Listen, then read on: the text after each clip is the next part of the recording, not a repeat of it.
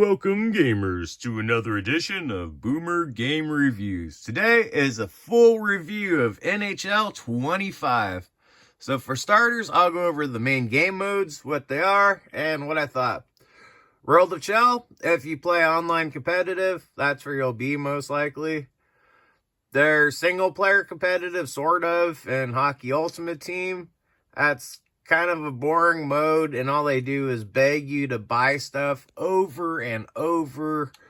It's endless. They couldn't make enough money on that. That's why we have purchasable stuff in Chel now. So that, I really don't like that mode at all because of that. Play now, you can set up any game however you want. Franchise, you can build and manage your entire team. I haven't really messed around with that too much, just because a lot of those aspects aren't that fun. I mean, if I wanted a management game, I'd hop into a war, real-time strategy or something. Be a pro career. So overall, it's not that terrible, but it's the same stuff from, I don't know, it's 21 or 22 when I played. And it feels like nothing has changed. There's different paths now. You can unlock abilities different ways in the story, basically. Instead of just automatically picking them, you can't choose your player size. I mean, there might be somewhere you can go deeper dive. I didn't really see anything just going through. You just basically pick an archetype, and then it'll go to that. So yeah, I'll go ahead and go into the World of Chel, and I will talk about that part, since that's the part most people will be playing. Like I said, the Hut's kind of soulless. It's where they beg for money more than anywhere else. So I don't really touch that. You can basically build your own teams and spend a ton of money on cards that are useless. Speaking of useless crap, there's stuff like this. You can't run away from ads. They are everywhere. And that's the stuff you can't just buy with points you earn in game. You actually have to buy them with currency. Alright, so I'll go over a couple things. Live events. So far, there's been 3 of them. This is about a month and a half, 2 months after it's launched. And there's been 3 events. One of them was triple XP. One of them was double XP. And one of them, basically, you could earn a kind of cool vampire Halloween kit. It's one of the ones I liked before. Mainly the pants, but yeah, it's kind of useless.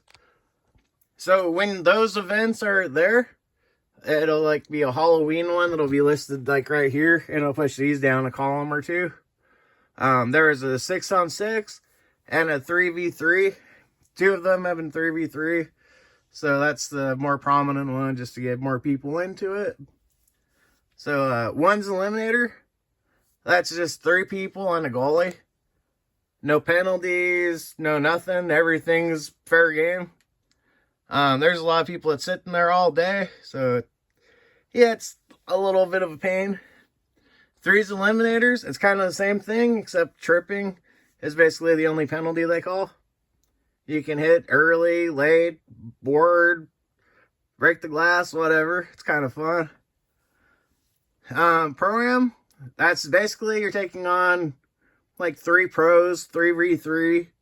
And it's basically the only offline mode where you can actually earn currency. So you can buy stuff. The coin's up there. And also give you experience. If you win the games, that is. Alright, so 3v3. It's all the rules of regular hockey. It's just 3-on-3. It's, alright. I'd say it's the same as it was before. So it's not the greatest ever. So 6v6. That's where I spend most of my time. It's, real sim hockey is about as close as you're going to get in this. The penalties they cleaned up a little bit, which is great. They made it there's a couple of moves that are better. Some of the penalty systems aren't nearly as turned up as they were before. So the game flows a lot better unless you get some morons, which there's tons of.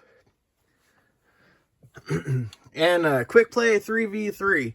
That's basically a 1 10-minute period with 3 random players.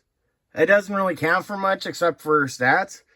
So the wins and stuff doesn't really get ranked. You don't have an RP level for it. It's just kind of a practice mode. A great spot to use some of your builds at. So I'll go over and I'll mention the store.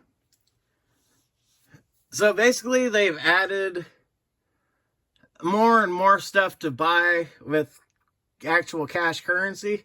All these with green are cash currency. Lots of money worth of stuff here. Every 1,000 of these is basically $10. If you bought the premium edition or the ultimate edition, whatever they call it, you get like $30 worth to start. So that's kind of cool. Yeah. So basically the store, there's more stuff to buy, but the prices went ridiculous. Before, the most expensive thing was like $1,100. Now you got a bugle horn, $1,800. There's like grip tapes that are $3,000. Just ridiculous prices.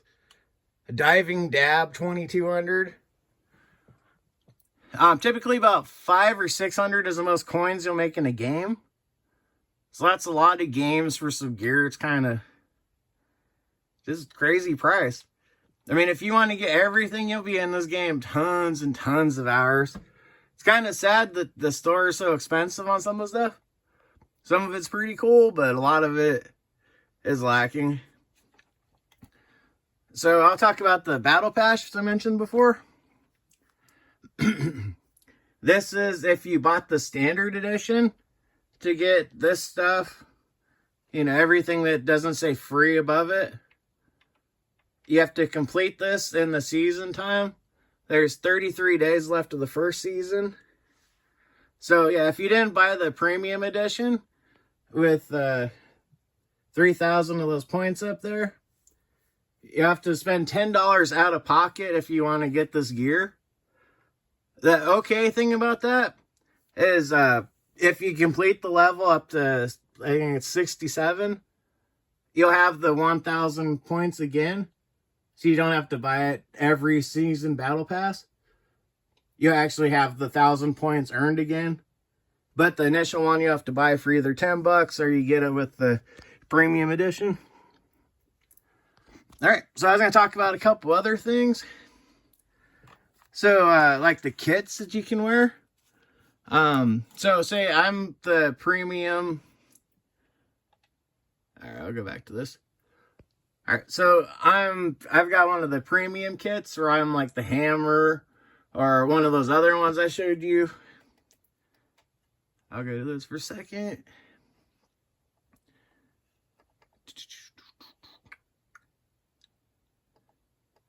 Thing's really clunky.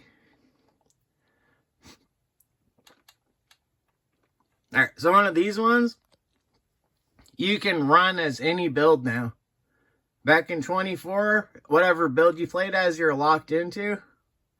So me as the hammer, that dude's only 6 foot normally. I've been running one of the bigger power forward builds. So my dude's 6'6", so I look like a giant, but I still get to wear the hammer kit, which isn't buyable yet through this because I bought it previously in 24, which is kind of cool. Some stuff carries over. I think it's about 1/3 of the items did. A lot of them they want you to re-earn or rebuy. So that's kind of annoying. Alright, so I'll go into the gameplay. The graphics are slightly improved. The crowd actually has some reactions.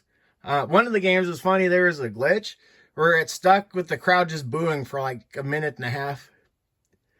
So it's kind of funny. The hair moves on some of the players.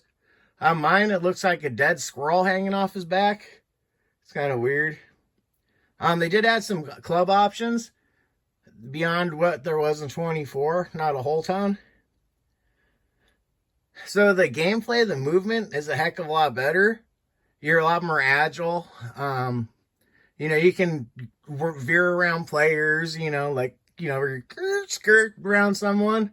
You can actually kick it sideways and get past them now. So that's really cool. So they have another system for you party and be friends and stuff cross-platform. EA Connect, that is trash. Does not work right. It won't show you current players unless you're just in that party. So say you played a game with someone 5 minutes ago, most of the time you can't even look them up unless you remember the player name. If it's on, PlayStation and you're on Xbox or whatever. One of my favorite features they added, even though it's really poorly implemented, is the grudge match. So if you're a club and you're playing against another club, after a while, you'll play the same club periodically. So there will be these things called grudge matches. Basically, one, maybe two people, I don't know if it's just both captains or just the one captain, you get special perks for this. It felt horribly one-sided. I've played it a couple different ways, both ways, where it's my team that won like 7-0, or like lost 1-4. It just seems like it's really exaggerated one way or the other. It's going to kick your butt, no matter what you do. All right, so basically I've gone over almost everything I had to say about it. So that comes to the rating. So the graphics, they are slightly improved, but not the overhaul it needed. There's a bunch of ugly stuff. There's still a number of glaring errors. They've got rid of some, but then new ones pop up. So, yeah, basically, overall, the entire game, I give a 7.5. It would be an 8.5 if they fix some of the errors. I mean, there's just terrible stuff that goes on, like lobbies crashing. I have to press 15 buttons to get into a game. Every time there should be some quick option. And then the paid battle pass. That's a big part of why I was, not willing to just give it a higher rating. If you're just looking for some hockey and some fun, it's recommendable. But if you're expecting the best of the best out of a game, this falls short, sadly. There are a couple improvements from 24, but not really enough. I mean, if you already got 24, you basically got this. Just, it's not only next gen only now. So, yeah, it's kind of sad. I wanted a better game. I wanted things to be a little better with it. I still play the heck out of it because I love hockey, but yeah, this is not the game I wanted, not what I expected. It's slightly better than what EA normally does, but that's not saying much because, they're like a D student. This has been Boomer Game Reviews. But, yeah, hockey's okay.